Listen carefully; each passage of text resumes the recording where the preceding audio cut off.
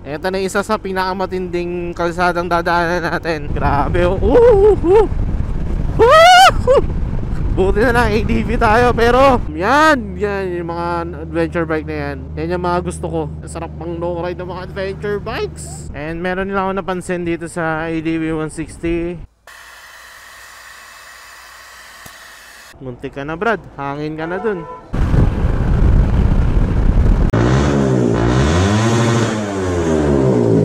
Namiss ko gumamit ng ADV sa pag long ride. We are now going back to Cavite and we are now using a Honda ADV 160 courtesy of Sir Cray X. Yan, shoutout sir. Thank you sa pagpahiram. Kasi kung nasubaybayin nyo yung vlog ko guys, nag-summer and late ride kami ni Casey. Ang gamit ko nun is Supra GTR 150. Okay naman yung bike. Nag-enjoy naman ako sa bike, no? Pero sa totoo lang kasi talaga, ang sakit niya sa katawan. And na-miss ko rin kasi talaga mag-scooter. Ibang convenience kasi ang binibigay ng mga scooter when it comes to long ride and usability. Kaya yung Supra GTR 150 ko, iniwan ko muna dyan kala Casey. So time check tayo, 3:53 AM. Full tank na rin pala tayo, no? Saan ang next gas station natin? Ilang kilometers ang aabutin ng full tank? At the same time, ilang oras din ang biyahe natin using this Honda ADV 160. Mula dito, tingin ko tuloy-tuloy na to hanggang makarating na ng possible Quezon Province. 1 hour later. Time check, 4:47 AM. Umalis tayo sa Ginobatan, mga around 4 AM din. Nandito na tayo sa Naga guys. And so far, ang ating natatakbo is simula na full tank is 80 kilometers. And 2 bars na ang nabawa sa aking fuel gauge. Based din dito sa reading ng speedometer, 32! 32 km per liter ang fuel economy natin. Pero tansya ko, mga 280 kilometers, magbiblink na to, possible. Yun ang yun ang assumption ko. Kasi nag-base ako sa 40 km per liter. 40 kasi parang ano yan eh, masasabi kong pinaka-safe fuel economy ng mga FI motorcycle, especially 150cc. Pero malay natin, mas ano pa pala, no? Mas malakas pa pala sa gas. 80-100 yung riding pace ko, kaya naging ganyan yung fuel economy natin. Pero so far yun, nagugustuhan ko yung throttle response netong Honda ADV 160. Sa una, medyo gradual hatak niya, hindi ganun kalakas para sa akin. Pero once na nakakuha na siya ng buwelo, tuloy-tuloy na yung power ng bike. Nagugulat nga ako, nag-ano na agad ako, nag-80 na agad ako. Eh, tulad yan, bagal ako kanina, sabay konting throttle ko lang, konting umaangat hanggang sa mga reach yung 80. Parang yun yung talaga design ng mga ADV. Parang ang kanilang power nasa high RPM. So since nandito na ako sa Naga, another siguro 30 minutes pa makakarating na tayo sa Pokot. Mga 5:30 siguro, no? Kaya update ko na lang ulit kayo guys pag nandun ako, okay? 5 minutes later. So ito na guys, going to Ragay, Tagkawayan na tayo. Time check, 5:52.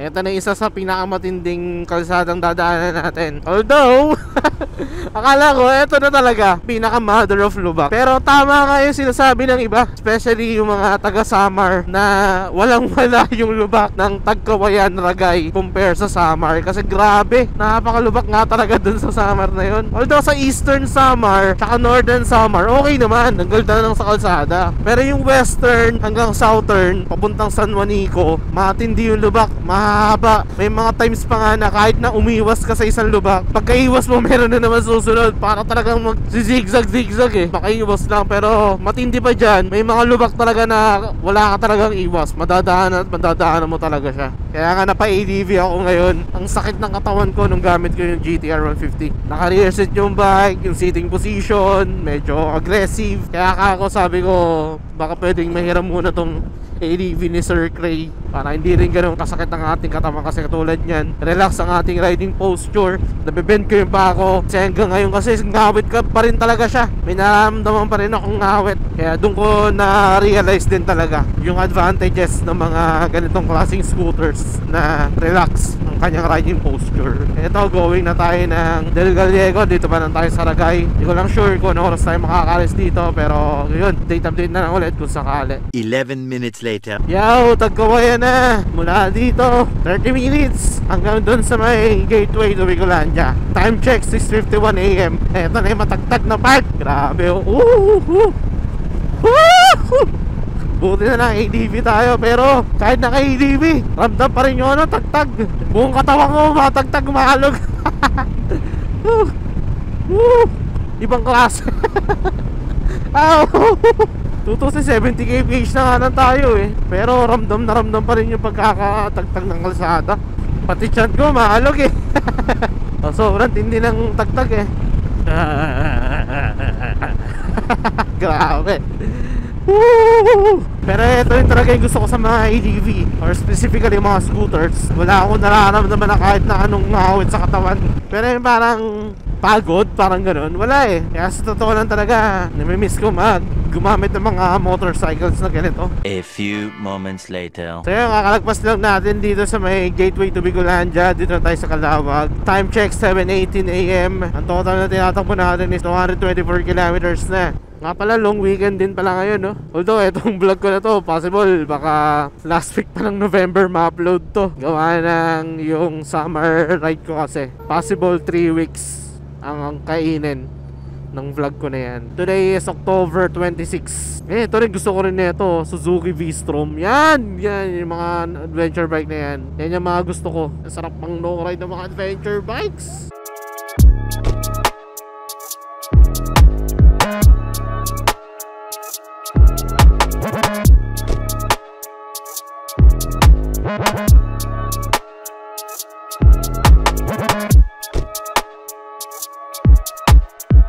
Entering Atimonan na ako guys. And meron lang ako napansin dito sa ADV 160. Mukhang lumambot na naman ang kanyang gulong. Hanap lang tayo ng pwedeng paghanginan dito sa may Caltex.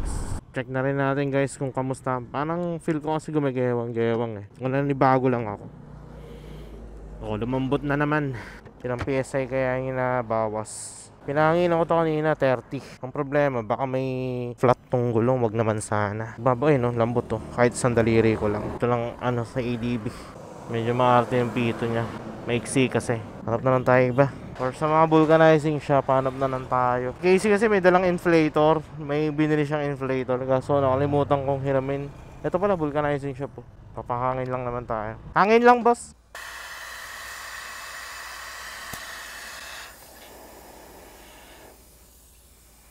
Yung sumisingaw? Ay, ito. Ay, ito. Ang lakas ng singaw. May pasak kayo, boss? Ito pala, butas. Natataka ako bakit. May butas pala. Wala na, lumambot ng tuluyan. Pa? Preno mo. Preno ko pa. Ang una na naman ang plaka. Wala talaga.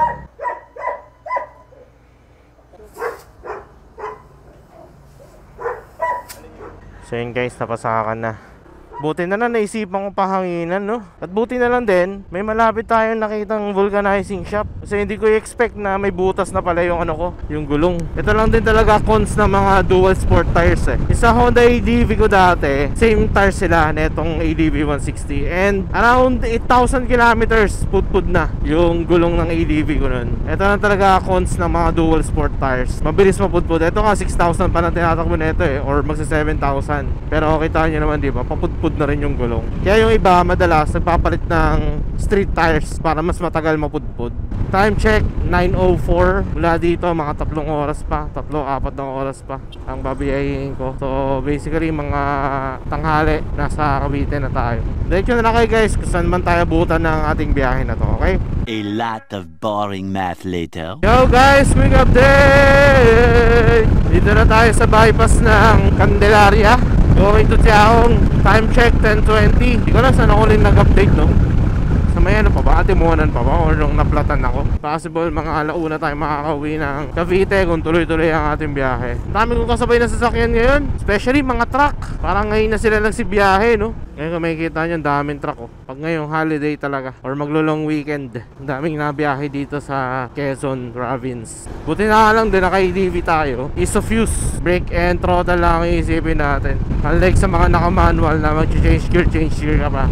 Nakakaramdam na ako ng pagod tsaka anto kasi sa totoo lang kanina pa ako nangipagpatintero sa mga sasakyan kasi hindi ko akalain na ang dami kong makakasabay ngayon. Usually kasi kapag umuwi ako weekdays, wala ako masyado kasabay. Meron man, onti lang. Madaling singitan kung tutusin. Unlike ngayon na talagang nakikipagpatintero ko. Kaya nakakaramdam na ako ng pagod and antok ngayon. At the same time, hinabol na tayo ng ating edad. Dito na nga pala ako sa Nakalimutan ko nung part na ng Laguna to. Kakalagpas ko lang ng San Pablo, no? Alaminos na yata tong part na to. Time check, 10:58. So mag-alas 11 na. 2 oras na lang. Nasa Cavite na tayo. Or basically, Kawit Cavite na. Sa bahay na kung tutusin. Medyo binagalan ko na rin takbo ko, guys. Kasi tinitipid ko yung gas. Gulat ako medyo malakas yung consumption niya Well, given kasi scooter. Tapos 160cc. And then yung way ng paggamit ko ng throttle, talagang was-was.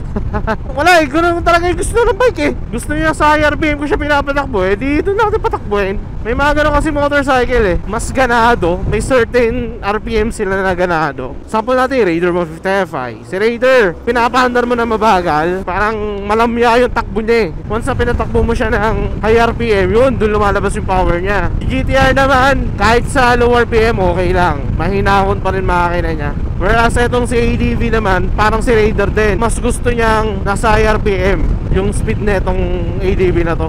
Kahit na kasi tinatop speed ko na, ang smooth pa rin ang makina, ang refine pa rin. Halos wala akong maramdaman na vibration compared dun sa ADV 150 ko na once na na-reach niya na yung 110 kilometers, hirap na yung makina, gigil na yung makina.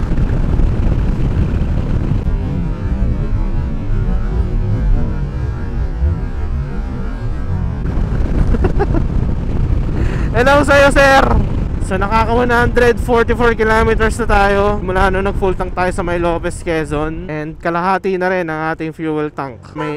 Oy, easy lang kayo. Easy ka lang. Muntik ka na, Brad. Hangin ka na dun.